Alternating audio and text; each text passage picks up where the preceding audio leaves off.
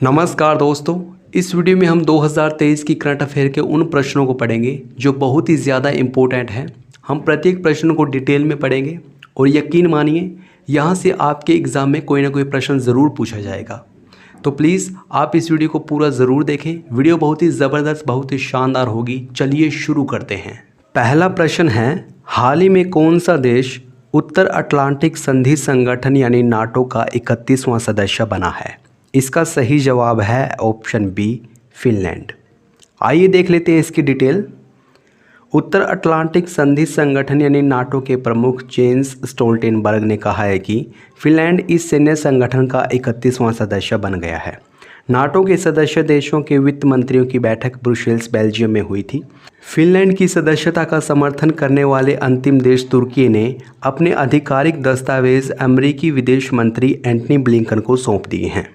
NATO की बात करें तो इसकी स्थापना वर्ष 1949 में की गई थी। इसे द्वितीय विश्व युद्ध के बाद बनाया गया था। इसका मुख्यालय ब्रुसेल्स, बेल्जियम में स्थित है।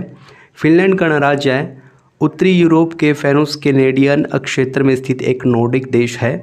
इसकी सीमा पश्चिम में स्वीडन, पूर्व में रूस और उत्तर में नॉर्वे से लगती है। फिनलैंड की राजधानी हेलसिंकी है। फिनलैंड यूरोप महाद्वीप का एक बहुत ही खूबसूरत देश है जिसे झीलों की भूमि अर्थात the land of the 1000 lakes के नाम से भी जाना जाता है। इसकी मुद्रा यूरो है। तो इस प्रकार से इस प्रश्न का सही जवाब है ऑप्शन बी, फिनलैंड नाटो का 31वां सदस्य देश बना है। आइए बढ़ते हैं नेक्स्ट इंपॉर्टेंट क्वेश्चन की ओर। अगला प्रश्न है, हर साल विश्व स्वास्थ्य दिवस कब मनाया जाता है? इसका सही जवाब है ऑप्शन बी, 7 अप्रैल। आइए देख लेते हैं इसकी व्याख्या। प्रत्येक वर्ष 7 अप्रैल को विश्व स्वास्थ्य दिवस मनाया जाता है। वर्ष 2023 के लिए इस दिवस की थीम है हेल्थ फॉर ऑल। विश्व स्वास्थ्य संगठन की स्थापना 7 अप्रैल 1948 को की गई थी, इसीलिए 7 अप्रैल को विश्व स्वास्थ्य दिवस मनाया जाता है। विश्व स्वास्थ्य संगठन का मुख्यालय है जिनेवा, स्विट्जरलैंड में। तो इस प्रकार से इस प्रश्न का सही जवाब है ऑप्शन बी, 7 अप्रैल को मनाया जाता है विश्व स्वास्थ्य दिवस। नेक्स्ट इंपॉर्टेंट क्वेश्चन है, हाल ही में किस पार्टी को भारतीय निर्वाचन आयोग ने राष्ट्रीय पार्टी का दर्जा दिया है? इसका सही जवाब है ऑप्शन सी, आम आदमी पार्टी यानी कि आप। भारत निर्वाचन आयोग ने आम आदमी पार्टी यानी कि आप को एक राष्ट्रीय पार्टी के रूप में मान्यता दी है। यह निर्णय वर्ष 2014 और 2019 के लोकसभा चुनाव और वर्ष 2014 के बाद हुए 21 राज्य विधानसभा चुनावों में पार्टियों के प्रदर्शन की समीक्षा के आधार पर लिया गया है। आप देश की 6ठी राष्ट्रीय पार्टी के रूप में शामिल हुई है। देश की अन्य राष्ट्रीय पार्टी हैं भारतीय जनता पार्टी यानी बीजेपी, भारतीय राष्ट्रीय कांग्रेस यानी कि आईएनसी, बहुजन समाज पार्टी यानी बीएसपी, भारतीय कम्युनिस्ट पार्टी मार्क्सवादी यानी सीपीआईएम और नेशनल पीपल्स पार्टी। ये 6 पार्टियां भारत की राष्ट्रीय पार्टियां हैं। यह स्थिति सुनिश्चित करती है कि पार्टी का चिन्ह देश भर में उसके उम्मीदवारों हेतु आरक्षित है। इसके विपरीत तृणमूल कांग्रेस यानी टीएमसी, राष्ट्रवादी कांग्रेस पार्टी यानी एनसीपी और भारतीय कम्युनिस्ट पार्टी यानी सीपीआई ने अपनी राष्ट्रीय पार्टी का दर्जा खो दिया है। तो इस प्रकार से इस प्रश्न का सही जवाब हुआ ऑप्शन सी, आम आदमी पार्टी यानी कि आप भारत की नई राष्ट्रीय पार्टी है। नेक्स्ट इंपॉर्टेंट क्वेश्चन है, हाल ही में किस देश ने शंघाई सहयोग संगठन यानी कि एससीओ में शामिल होने की घोषणा की है? इसका सही जवाब है ऑप्शन सी, सऊदी अरब। देख लेते हैं इसकी व्याख्या। हाल ही में सऊदी अरब ने शंघाई सहयोग संगठन यानी एससीओ में एक संवाद भागीदार के रूप में शामिल होने की घोषणा की है। इसके बारे में सऊदी प्रेस एजेंसी ने बताया कि कैबिनेट ने सुल्तान सलमान की अध्यक्षता में हुई बैठक में इस निर्णय को मंजूरी दी है। एससीओ एक पश्चिमी विरोधी प्रभाव गुट के रूप में माना जाता है।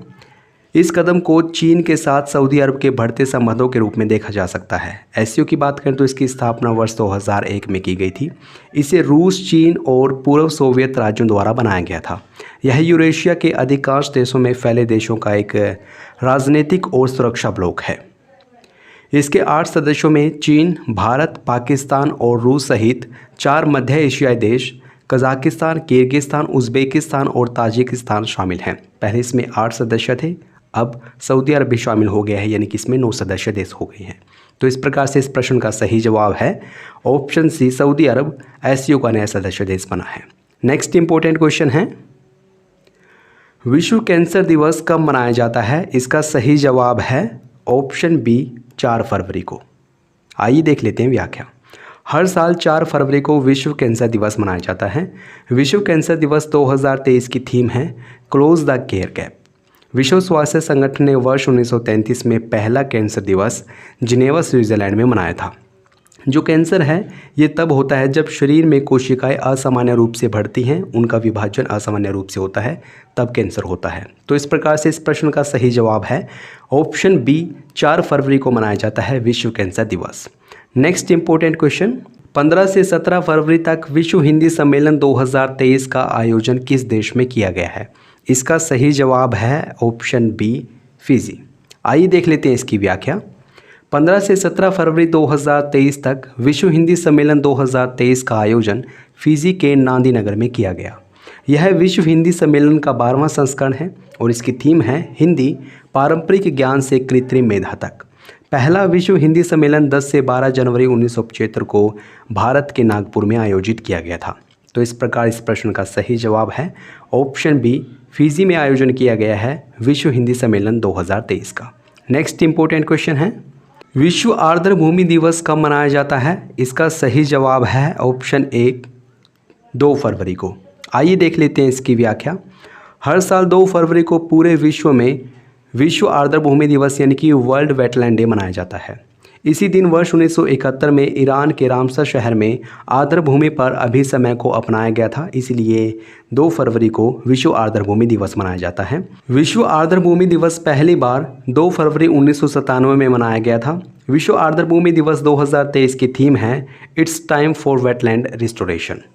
तो इसलिए इस प्रश्न का सही जवाब है ऑप्शन ए 2 फरवरी को मनाया जाता है विश्व आर्द्र भूमि दिवस। 4 फरवरी को मनाया जाता है विश्व कैंसर दिवस। नेक्स्ट इंपॉर्टेंट क्वेश्चन है, हाल ही में किस संस्था ने ब्लैक राइनो की लुप्त प्राय प्रजातियों के संरक्षण हेतु वन्यजीव संरक्षण बॉन्ड जारी किया है? इसका सही जवाब है ऑप्शन सी विश्व बैंक। विश्व बैंक ने ब्लैक राइनो की लुप्त प्राय प्रजातियों के संरक्षण हेतु दक्षिण अफ्रीका के प्रयासों का समर्थन करने के लिए वन्यजीव संरक्षण बॉन्ड जारी किया है। वन्यजीव संरक्षण बॉन्ड को राइनो बॉन्ड के नाम से भी जाना जाता है। Black rhino Kenya, Tanzania, Namibia, दक्षिण अफ्रीका एवं जिम्बाब्वे सहित पूरे दक्षिणी एवं पूर्वी अफ्रीका में पाए जाते हैं। इसका वैज्ञानिक नाम है डायसेरोस बिकोर्निस। तो इसलिए इस प्रश्न का सही जवाब है ऑप्शन सी विश्व बैंक द्वारा जारी किया गया है वन्यजीव संरक्षण बॉन्ड। क्यों? ब्लैक राइनो की लुप्त प्राय प्रजातियों के संरक्षण के लिए। नेक्स्ट इंपॉर्टेंट क्वेश्चन है, हाल ही में कौन सी पार्टी विश्व की पहली डिजिटल पार्टी बनी है? इसका सही जवाब है option B Bharatiya Janata party यानी कि बीजेपी विश्व की पहली डिजिटल पार्टी बनी है। नेक्स्ट क्वेश्चन, निम्नलिखित में से कौन सी पनडुब्बी इंडोनेशिया पहुंचने वाली पहली भारतीय पनडुब्बी बन गई है? इसका सही जवाब होगा option D INS Sindhu Kesari. आइए देख लेते हैं इसकी व्याख्या। INS सिंधु केसरी इंडोनेशिया के बंदरगाह पर पहुंचने वाली पहली भारतीय पनडुब्बी बन गई है। INS सिंधु केसरी रूस द्वारा निर्मित सिंधु कोश श्रेणी की पनडुब्बियों का हिस्सा है। इसे पहली बार दिसंबर 1988 में भारतीय नौसेना में शामिल किया गया था। सिंधु घोष श्रेणी की अन्य पनडुब्बियों में शामिल है INS सिंधु ध्वज, INS सिंधुराज, INS सिंधु रत्न, INS सिंधु कीर्ति और INS सिंधु रक्षक। तो इस प्रकार से इस प्रश्न का सही जवाब हुआ option D INS Sindhu Kesari Indonesia पहुंचने वाली पहली भारतीय पनडुब्बी बन गई है। बढ़ते हैं अगले प्रश्न की ओर।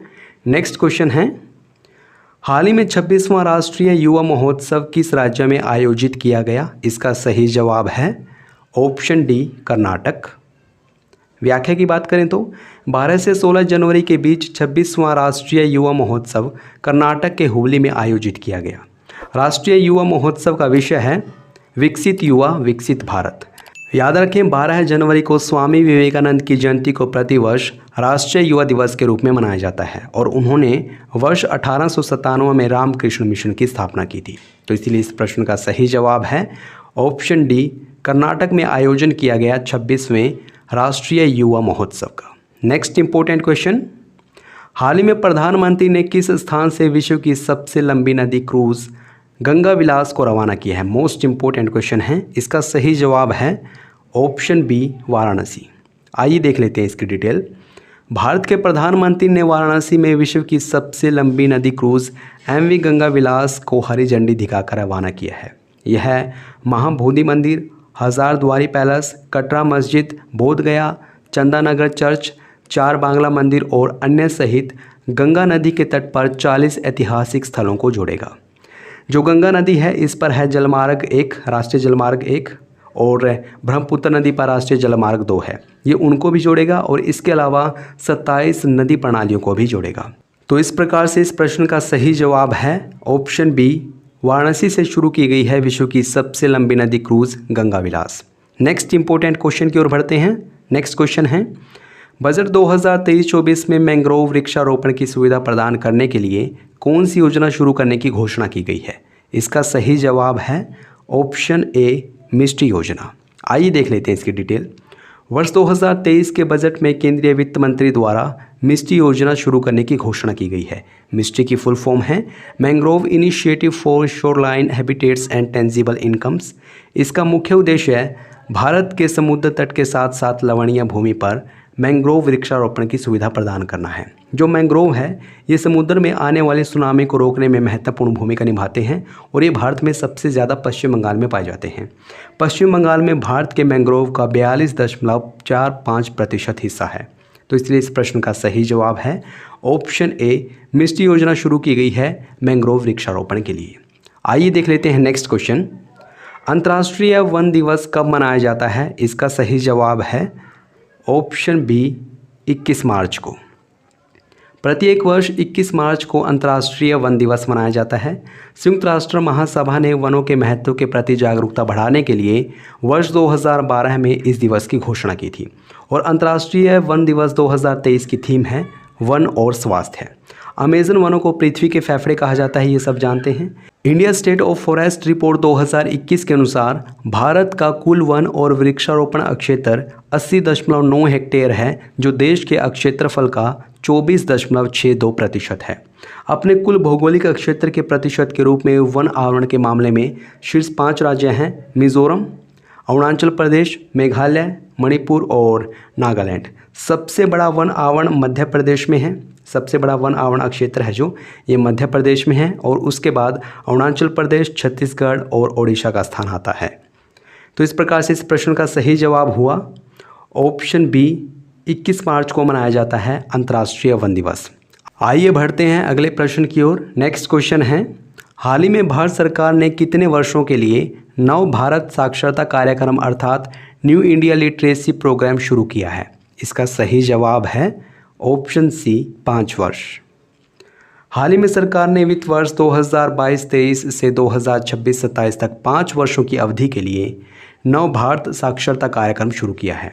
यह कार्यक्रम 1037.90 करोड़ रुपए की वित्तीय परिव्यय के साथ शुरू किया गया है, यानी कितना रुपया इस पर खर्च किया जाएगा।